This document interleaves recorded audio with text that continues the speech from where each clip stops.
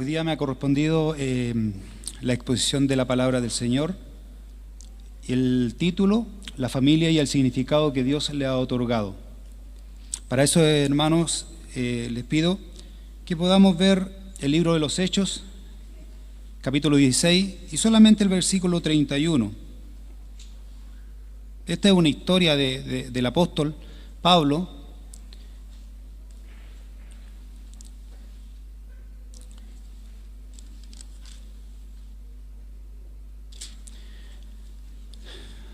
Había pasado algo dentro del lugar donde él estaba. Hechos 16:31.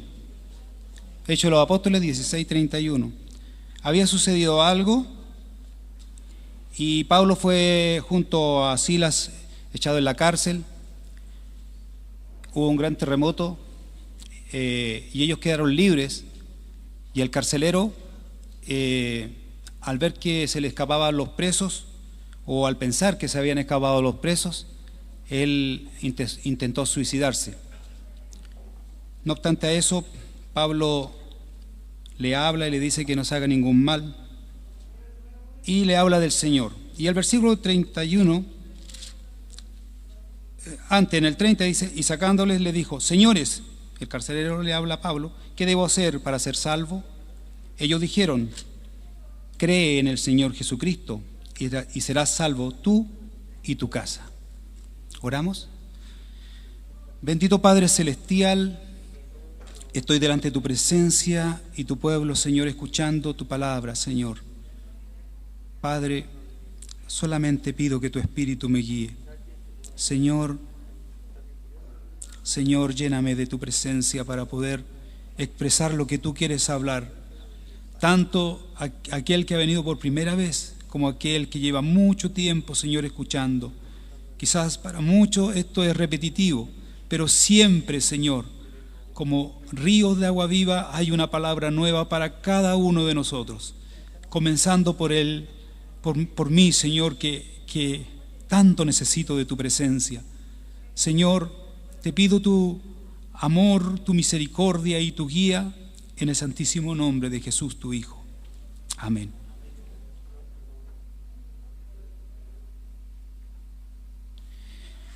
Para comenzar, quisiera indicar lo que es el término o la definición que se le da a familia en el mundo, ¿ya?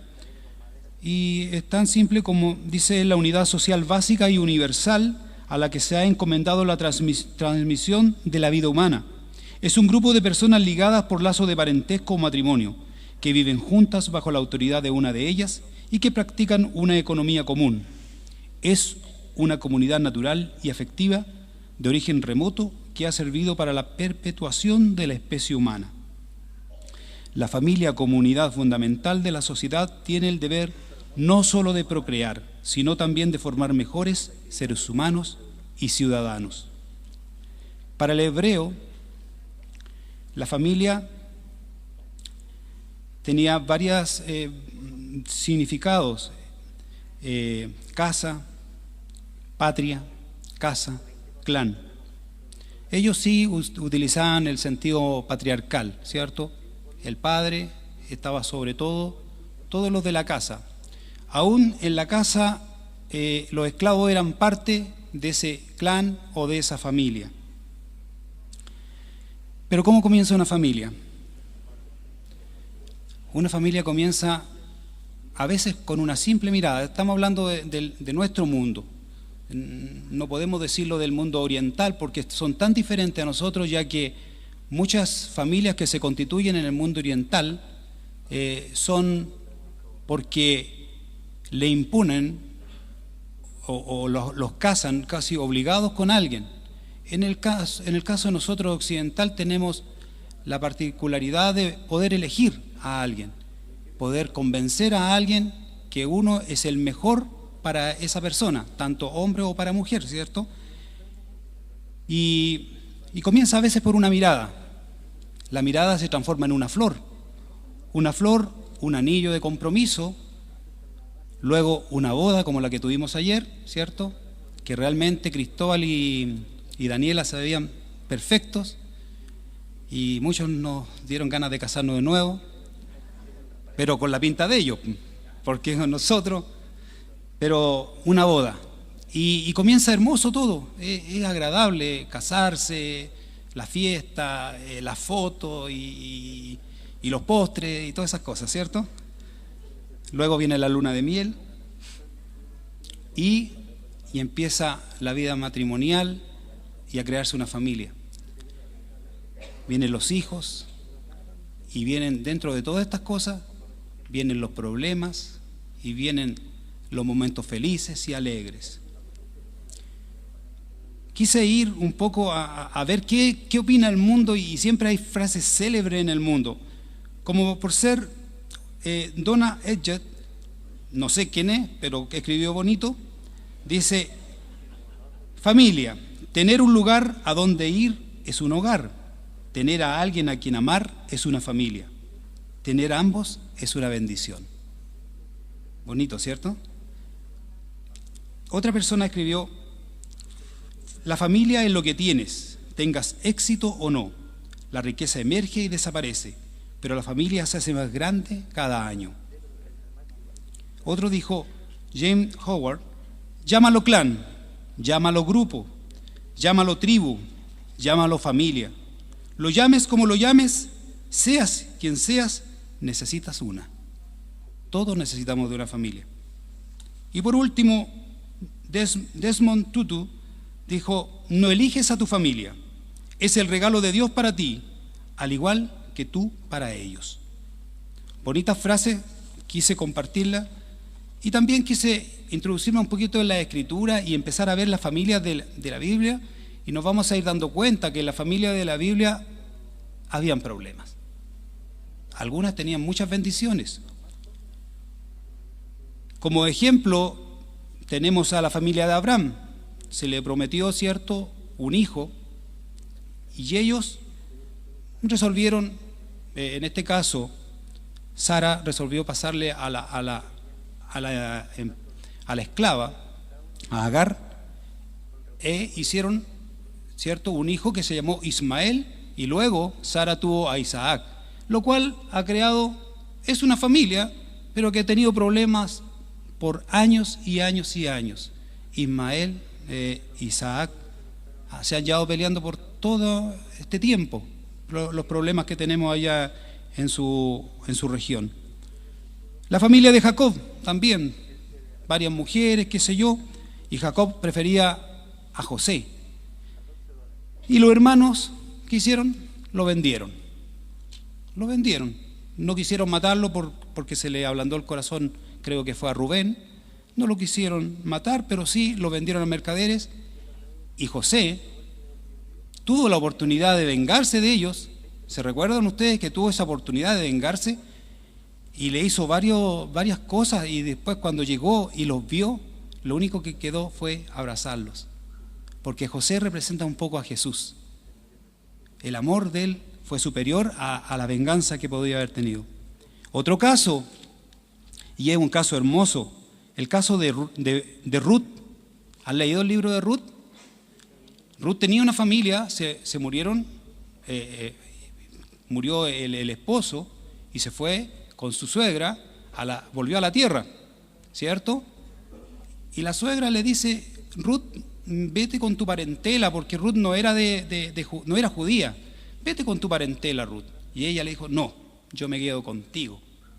Donde estés tú, voy a estar yo, y tu Dios será mi Dios. ¿Y qué pasa? Que dentro de la cosecha, lo que iba sobrando, ¿cierto?, iba Ruth recogiendo, y un hombre la vio: Vos. Pero Dios tenía algo ahí con Ruth, porque aquella mujer fue la que engendró después uno de sus hijos, y ese hijo fue pariente ¿de quién? Del rey David, ¿cierto? Y el rey David es de donde desciende nuestro Señor Jesucristo. Es interesante. Y después tenemos a David, el rey, un rey que nosotros cuando leemos a David lo encontramos sensacional. Qué lindo los salmos que tiene David, qué accionar, qué temor tenía David con Dios, con Saúl, pero fíjense que se olvidó de su familia. En el libro de Samuel 13, 1 al 29 se encuentra la historia de que uno de los hijos, ¿cierto?, de David, tomó a la hija Tamar, a su hermana o media hermana, y la violó. Luego, su hijo Absalón preparó una gran fiesta para todos los hermanos y después mató a su hermano Amón por haber violado a su hermana. Este Absalón después quiso convertirse en el rey y murió colgado tenía un pelo maravilloso, largo, y quedó colgado, y ahí lo fueron y lo mataron. Y David sufre porque dice que hubiese preferido morir él antes que Absalón. Pero David no se preocupó de su familia. Lamentablemente se preocupó de muchas cosas, pero no se preocupó de su familia. Quiero en esta mañana ver dos características de la naturaleza de la familia. Una es la material y otra la espiritual. Y en la material solamente 2 puntos. Una, la provisión material. En el Génesis 2, 8, 9 dice: y había Jehová Dios plantado un huerto en Edén al oriente y puso allí al hombre que había formado. Y había Jehová Dios hecho nacer de la tierra todo árbol delicioso a la vista y bueno para comer. También el árbol de vida en medio del huerto y el árbol de ciencia del bien y el mal. Génesis 2, 8 y 9. El Señor entrega una responsabilidad de la familia al hombre. Al hombre que se le llama el pater, que es el que tiene que sustentar la familia. ¿Ya? En Timoteo dice: el que no provee para los suyos y sobre todo para los de su propia casa, ha negado la fe y es peor que un incrédulo. La tradición judía dice que el padre enseña 2 cosas importantes. La primera es trabajar y la segunda es ahorrar. El padre tiene que enseñar a trabajar y tiene que enseñar a ahorrar. Por eso que los judíos, cuando los vemos en el mundo, son pudientes, porque han sabido ahorrar también. Ahora, para poder proveer el esposo a su familia, muchas veces tiene que hacer esfuerzos inmensos, porque las situaciones del país, las situaciones de la vida, a veces se complican. En algunas partes se piden demasiados estudios, en otras pagan muy poco, etc. Pero lo importante de esto es que uno tiene que tener la confianza que el Señor nos va a proveer también todas las cosas. Y de esas cosas que tenemos, nosotros tenemos que hacer lo mejor con ellas, ser inteligentes, ser sabios con lo que tenemos, con lo que nos va a proveer el Señor, que es el trabajo. Nosotros tenemos que ser astutos, inteligentes, sabios, para poder hacer que todo nos rinda. Y muchas veces nos equivocamos en esa parte. Y a veces caemos al otro sector, que es el materialismo. Y el materialismo es una de las cosas que ha matado a la familia también. El materialismo nos ha hecho que el hombre trabaje y trabaje y que la señora también tenga que trabajar, porque necesitamos que hayan cosas en la casa, y no es malo, pero resulta que a veces dejamos de lado los hijos. Y los hijos, después, ¿de qué sirve tener tanto si nuestros hijos hacen otras cosas que no corresponden? El centro del hogar debe ser Dios. A Él le debemos todas las cosas. A Él le debemos el estar siempre centrados en Él, que Él es el que nos va a proveer de una u otra forma. Para eso se necesita fe. ¿ya? Porque esto también no es algo que caiga del cielo, se necesita fe.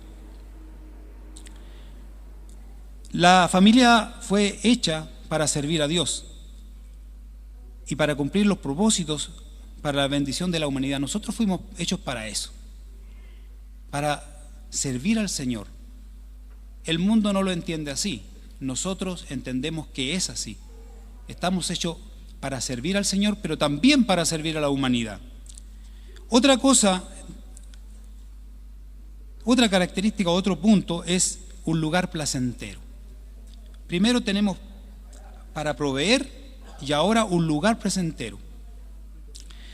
El paraíso era bello, se disfrutaba todo, la naturaleza, las aves, las bestias del campo, era un lugar formidable, bueno para vivir y criar una familia.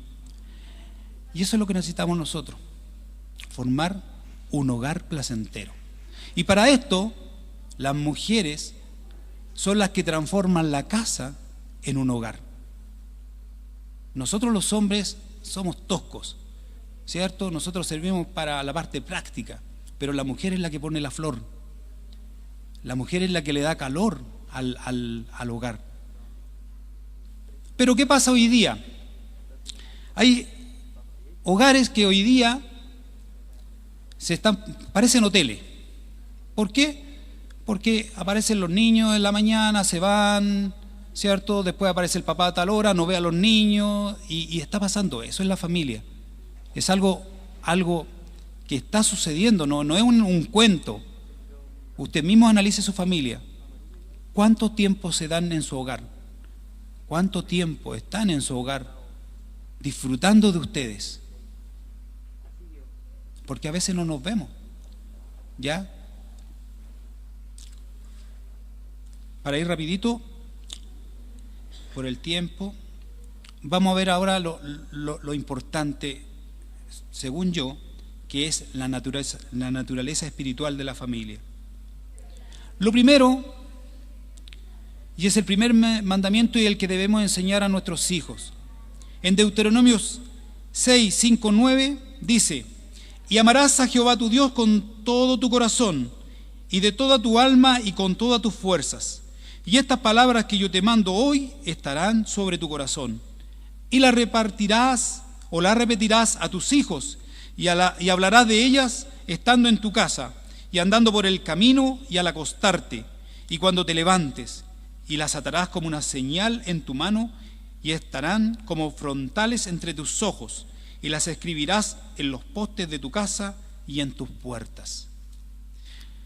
Nuestra obligación, nuestro deber, nuestra responsabilidad es enseñarle de Dios a nuestros hijos. Enseñarles y hacer de que ellos conozcan a Dios, que ellos amen a Dios. Pero para eso, los primeros que tenemos que hacerlo somos nosotros, ¿cierto? Amar a Dios, enseñar acerca de Dios, pero también nosotros tenemos que aprender de Él.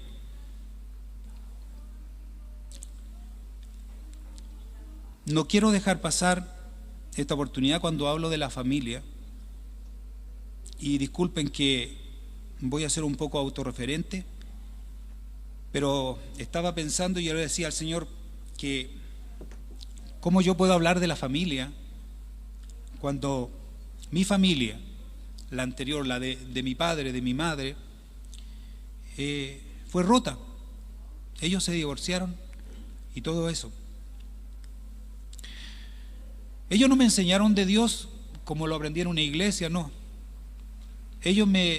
Mi padre era un hombre recto, muy duro, pero recto, una persona que yo la admiro a pesar de todos los palos que me dio. Y la quiero y lo quiero. Mi padre murió de una demencia senil hace unos años atrás, pero tengo un buen recuerdo de él. Siento que faltó la enseñanza de Dios y el amor, el apego. Y por eso trato con mi hija por lo menos de hacerlo. Por otro lado, todo esto de las separaciones tienen algo, hay algo, un punto que que es lo que reventó todo esto. Y ese es el caso de mi mamá, ya, con la cual me recuerdo que iba a casa de mi mamá cuando ya estaban separados. Yo vivía aparte de ellos dos, porque mi papá se tornó o se cayó en el vicio del trago y todo eso, y me molestaba el olor y a escuchar solamente el sonido del trago que caía en un vaso ya me molestaba, y me fui, viví solo. Pero con mi mamá era mi apego hacia ella, y iba a verla, y a veces nos acostábamos y conversábamos. Ella me ayudó montones para poder ser quien soy. Ella me conoció como cristiano, y creo que para ella fue algo maravilloso. Pero tuvimos drama, tuvimos problemas, porque cuando el Señor llega al corazón de uno, lo transforma y empieza a enseñarle cosas. Y yo lo que veía en mi madre era lo contrario de que nos enseñaba el Señor. Entonces, al ver las cosas que sucedían, empezó un choque entre los dos. Se perdió la comunión, ese amor. Ella le enseñaba yo acerca de la Escritura y todo, pero ella tenía una vida diferente. Y ha pasado el tiempo, y en mi corazón quedó eso de que nunca pude perdonar el mal que había sucedido. El detalle es que, hermanos, hoy día que estamos bien, estamos a tiempo de hacer las cosas. Mi mamá empezó un día a decirme que ya, me decía siempre esto: hijo, ya no recuerdo cosas. Y yo le decía: mamá, siempre haciéndose que le tengamos lástima, yo siempre decía: mi mamá. Y otra frase que le decía, y que me arrepiento tanto, le decía: mamá, si hierba mala nunca muere. Es un término del campo, ¿no? Yo le decía: hierba mala nunca muere. Bueno, esto para concluir mi historia. Mi mamá tiene Alzheimer. Que hace unos días atrás ya no me recuerda. No sabe quién soy. Y es una niña, una bebé.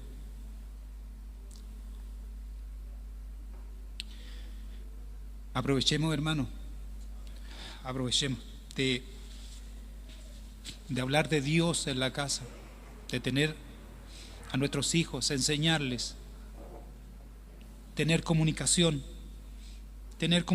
con nuestra familia, que es otro de los puntos. Se ha perdido la comunicación.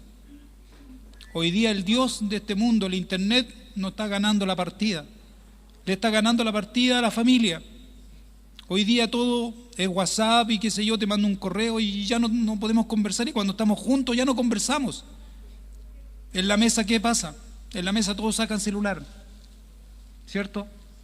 Se habla de Dios en su casa, se habla de Dios en mi casa. Es difícil, está complicado. El Dios del Internet le enseña a nuestros hijos cosas que no deben aprender. En Internet le están enseñando, el otro día mandaba una hermana que le están enseñando a cómo suicidarse. ¿Qué hacemos nosotros con la familia? Nosotros somos los que tenemos que llevar adelante la familia. ¿Pero en base a qué? En base a nuestro Señor Jesucristo.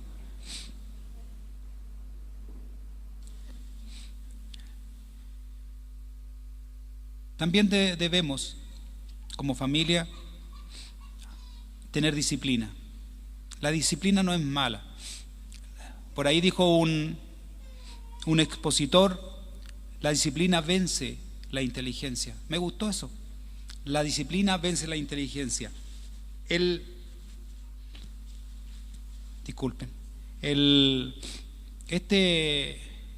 Esta persona que es japonés decía siempre: no es que los japoneses seamos inteligentes. Nosotros los japoneses copiamos las cosas y las mejoramos. ¿En base a qué? En base a la disciplina.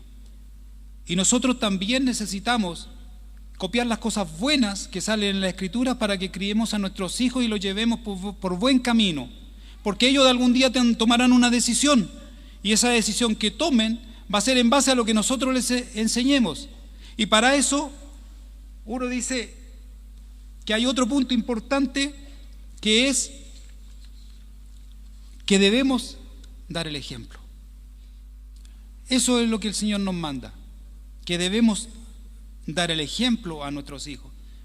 ¿Qué sacamos de decirle a nuestros hijos que no mientan si nosotros mentimos? Le decimos a los hijos, no haga esto, y nosotros lo hacemos. Nuestro ejemplo es lo que Dios nos ha enseñado, nosotros debemos hacerlo también, para que nuestros hijos después recapaciten y digan, mi papá, mi mamá era así.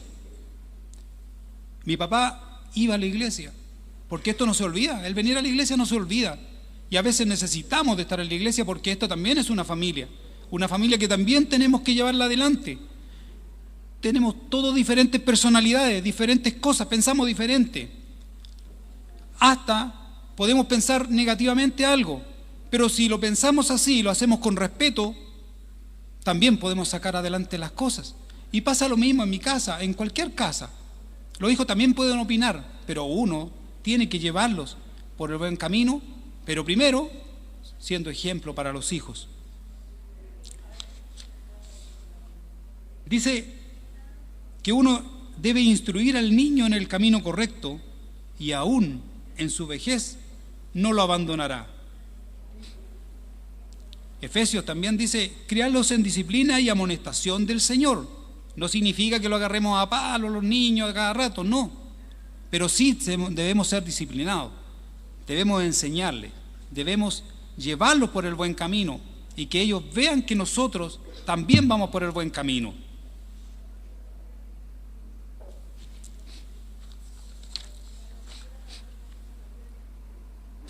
Ahora, el texto que aparece acá, en Hechos, nos indica una cosa que a veces hemos confundido.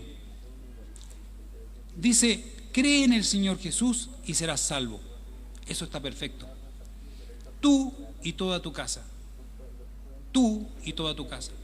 No significa porque tú hayas creído, inmediatamente todos van a ser salvos. Lo que significa es que yo voy a creer y voy a ser salvo, y con mi ejemplo voy a enseñar a los otros, y los otros van a creer, y los otros también van a llegar a las plantas del Señor.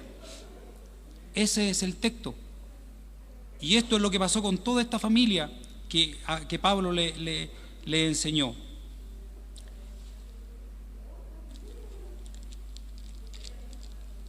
Quiero remitirme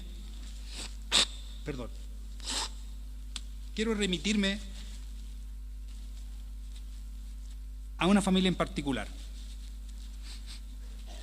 Luego de leer los 40 días de este libro que estuvimos estudiando, Sígueme, ¿cierto? Me fui a ver algo muy interesante. Me fui a la familia del Señor Jesucristo. La familia del Señor Jesucristo no era una gran familia, no le vamos a decir, porque es verdad, en el mundo se le dice la Sagrada Familia, ¿cierto? Pero era una familia común y corriente. José, su padre, un carpintero, María, dueña de casa. Eran devotos de la fe de esos tiempos. Y en el libro de Lucas,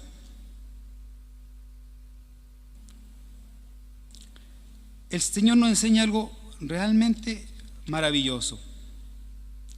Dice, iban sus padres todos los años a Jerusalén en la fiesta de la Pascua, y cuando tuvo 12 años, subieron a Jerusalén conforme a la costumbre de la fiesta.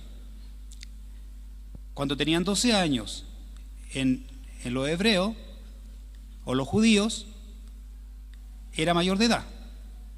¿Ya? A los 12 años era considerado mayor de edad. Nosotros, ¿cuántos? ¿18? 18 es mayor de edad. No, ellos a los 12 años mayor de edad. Y se tenían que saber la ley. Tenían que haber estudiado de su Dios. Al regresar ellos, acabada la fiesta, se quedó el niño Jesús en Jerusalén sin que lo supiese José y su madre. Y pensando que estaba entre la compañía, anduvieron camino de un día, pensando que iba con los familiares Jesús, cuando ya iban de regreso. Y le buscaban entre los parientes y los conocidos. Pero como no la hallaron, volvieron a Jerusalén buscándole. Y aconteció que 3 días después, la hallaron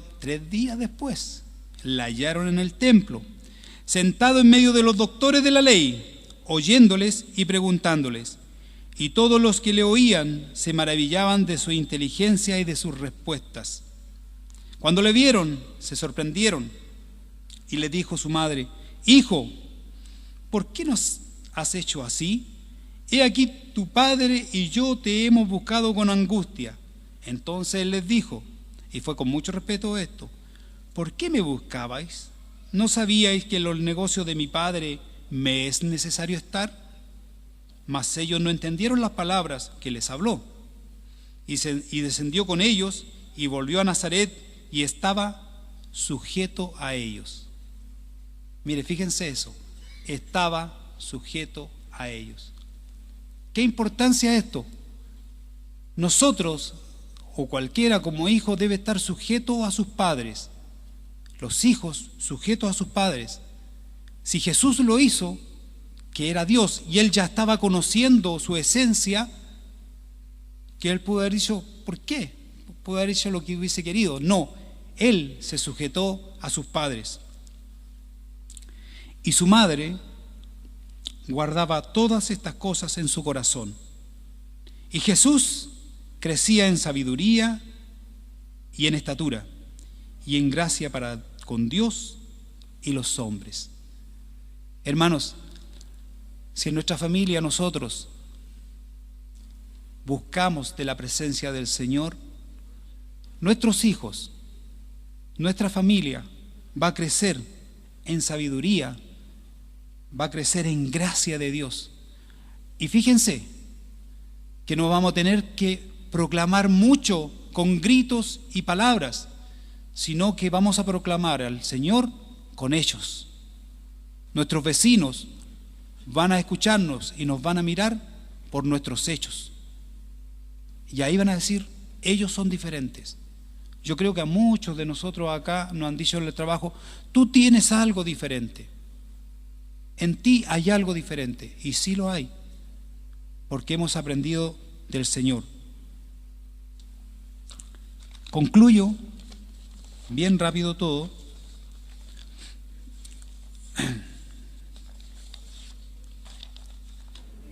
Concluyo con esto para que quede en nuestro pensamiento. Lo primero, debemos estar sometidos al Señor. Dios nos provee, Dios nos da un hogar, el que debemos nosotros, tenemos la obligación de hacerlo un hogar perfecto, lo más agradable para nuestros hijos, para la familia. En lo espiritual, tenemos que tener leyes dentro de nuestro hogar. La primera es tener a Dios como nuestro Señor y Salvador. Él sea el que nos dirija en todo.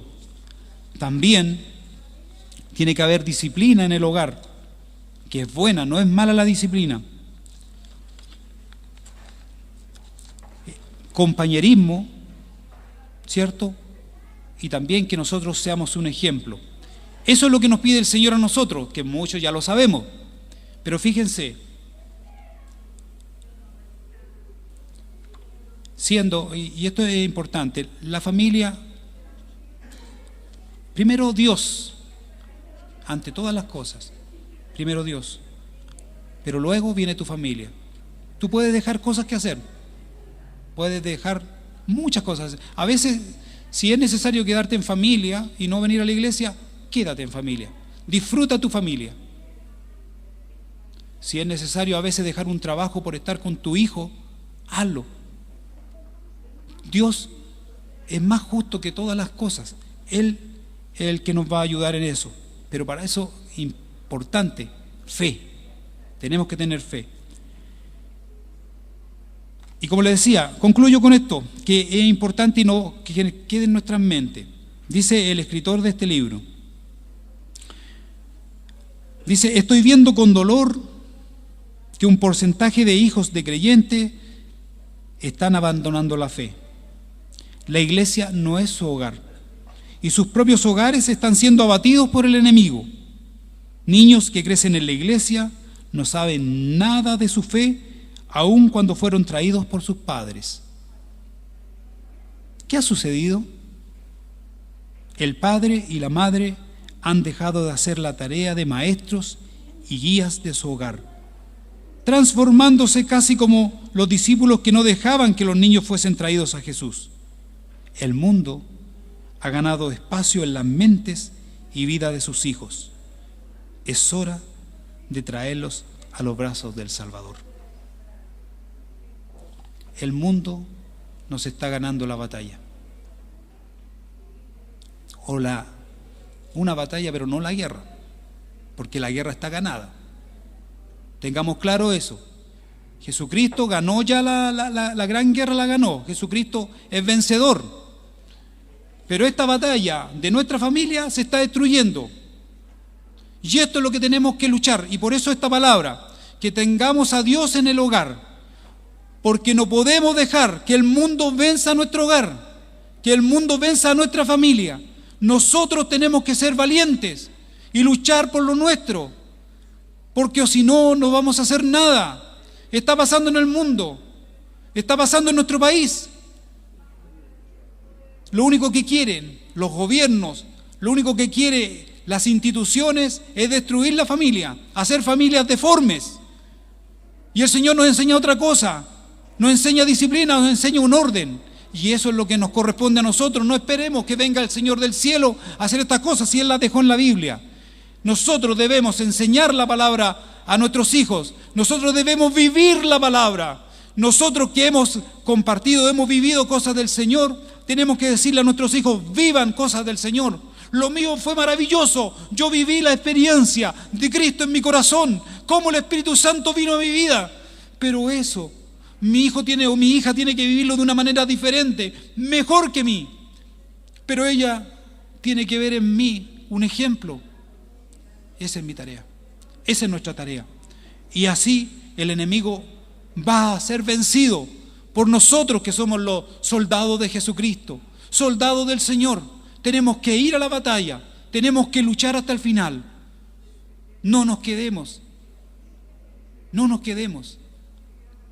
Yo sé que muchos de nosotros ha pasado por situaciones muy difíciles. Nuestras familias han sido destruidas, es verdad.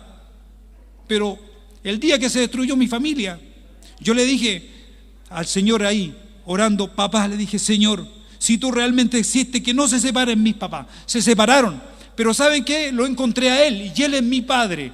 Y hoy día puedo constituir una familia. Y hoy día estoy con mi esposa, ella cree en Cristo y yo estoy luchando todos los días para ganarle al internet y para ganarle a todos esos dioses paganos, y le estoy enseñando a mi hija las cosas que son del Señor. Porque hay dioses paganos que están entrando. Imagínense, estimado hermano, y disculpe que me haya extendido, imagínense que hasta el fútbol, que es un deporte, es un dios para todos. Dejamos de hacer cosas por estar viendo un partido, millones al frente de un televisor viendo un mundial, millones. Y muchos dicen, ganamos. ¿Qué ganaron? Si no han ganado nada. Y ven que sus hijos están ahí tomando, haciendo cosas. No están ni siquiera los hijos con ellos. Hay tantos dioses que están introduciéndose. Pero nosotros tenemos al Dios verdadero, al único Dios, al que le demos honra, gloria y alabanza por los siglos de los siglos. Hágale caso a Él, hagámosles caso, porque vamos a salir vencedores. Oremos, por favor. Amén. Bendito Padre Celestial, oh Señor bendito.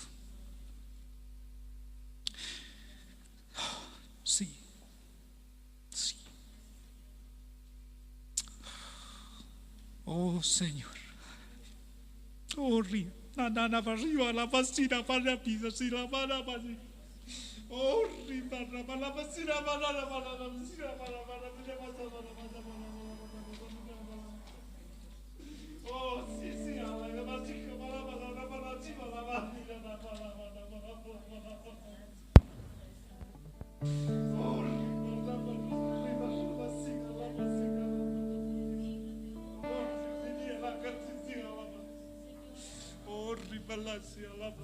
pasina para oh Señor, Rey de Reyes, mira tu pueblo. Oh, Rincia, Alia Pasiga, ya Pachicla, para Pasiga, la Pasiga, ya barra Pasiga. Oh, Rebati, chica, para la Pasiga, la Tadia, Bataba, la Pasiga, oh, Ria, Rabaria, Rabia, oh, sí, Bria, Abasi. Oh, se alaba, así, asa, así, ala, guía, facha, oh, Padre mío, así, alaba, así, barría, vaya, alaba, alaba, así. Tú eres bueno, Señor. Oh, Señor, gracias por tu presencia. Habla a tu pueblo, habla a tu pueblo. Oh, Señor, te adoro con el corazón y con el alma, Señor. Perdona mis pecados, mis faltas. Perdóname, Señor, por todo lo malo que he sido. Perdóname. Y en esta hora, llena de tu gracia a tu pueblo, Señor, para que todos sepamos hacer las cosas bien. En el nombre de Jesús. En el nombre de Jesús. Amén. Amén.